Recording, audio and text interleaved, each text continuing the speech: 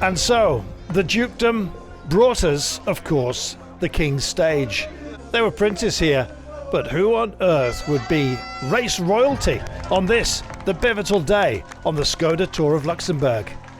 Some nervous times at the start, but glorious weather and the crowds out in force on what has been an absolutely beautiful day, but a hellish one for those who wanted to take on the bid for glory.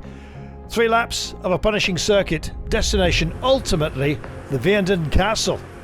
Pavé up front, and up front early on, 6 hopefuls, just wanting to assemble points in the King of the Mountains competition presumably, but the gap, never an enormous one, moderated at first by EF Education Easy Post, hoping that Carapaz, Albanese, Ben Healy, big roster, could actually feature towards the end.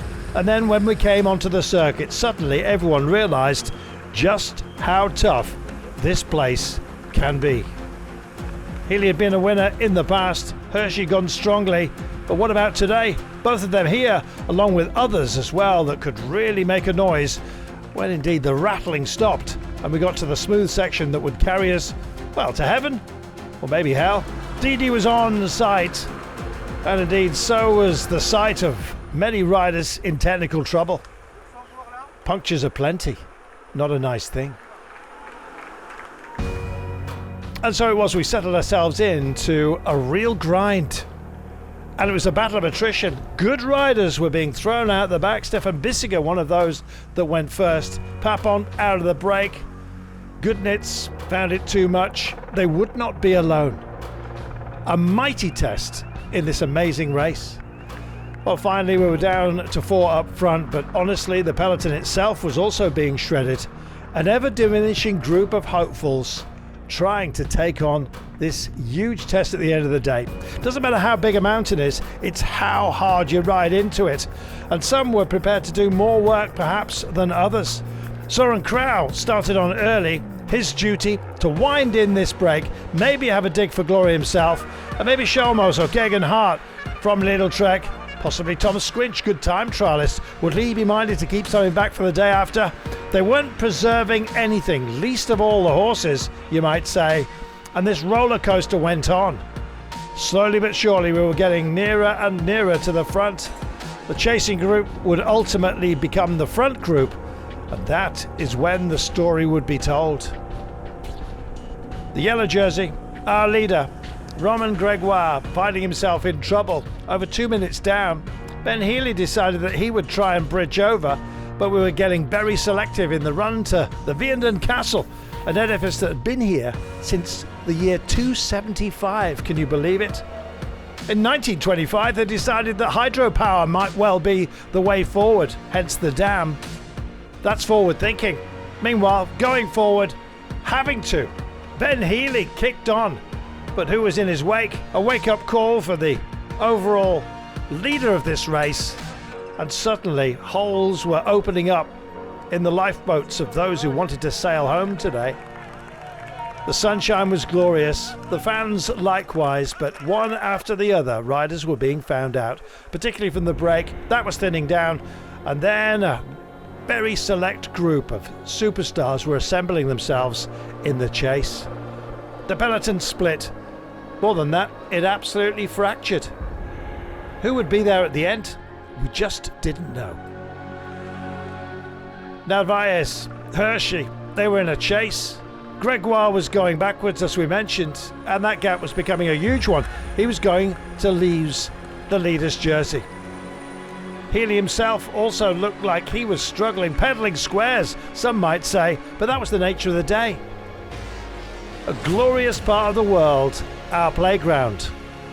But everyone's eyes up front, and suddenly UE Team Emirates, with McNulty, with Narvaez, with Micah of course as well, they were starting to get invested. Groupama, they were trying to bail out what looked like a sinking ship. Donaverth was the best of them as Grégoire went backwards. Well, would it be UE, Lidl Trek, Groupama, Decathlon, EF Education? There was so much to play for. It was time for our final lap. The Monte de Nicolas Bière. Well, it'd be remembered long and hard for exactly that, being long and hard, especially if indeed you tried to get a gap. They were struggling back there. Well, that group of pre-race favourites were being shattered. Meanwhile, Maiku dropped out and then dropped back into the fray. He decided to help out. Soren Krauss was struggling, still not giving up Romain Gregoire, but it was a question of damage limitation for those guys. And suddenly we were getting a very, very tight group of brothers up front. Marco Brenner was in there, Big Anzoli, Kulzert as well. This was going to be a battle royal. And then, of course, well, Hershey joined his two teammates up front and decided that he would try and indeed stretch the legs of minds of everybody. He had Brenner and Rondell up there. Micah got back in the fray. Squinch was starting to pedal. And this became the head of the race. Well, just like Hydra, you chop off the head of Hydra and more threats develop. And that's exactly what we had. The threat was too much for some. Narvaez looked like he was struggling, a surprise. And then Hershey said, to hell with this, I'm out of here. And so he entered a hellish distance of 6.4 kilometers, all on his own, a modest margin. Others didn't panic. They had something perhaps left in the chamber. He was going for it in the dappled sunshine. Would it be a bright day for him? He knows this finish extraordinarily well, and he also knew maybe he'd gone too early. 800 meters, he had a gap of just 9 seconds. Would it be enough to carry it all the way? No panic behind. Squinch was doing a job, but on behalf of whom? That was the question. Schelmos was still in there, so was Brenner. Kulzet as well. Absolutely magnificent, and Heartbreak for Hershey. Just coming into the last couple of bends on the pavé, it all crumbled away from him. This was absolutely remarkable. Out of nowhere, from Team Total Energies, Jordan Jegat decided to come and join the pun.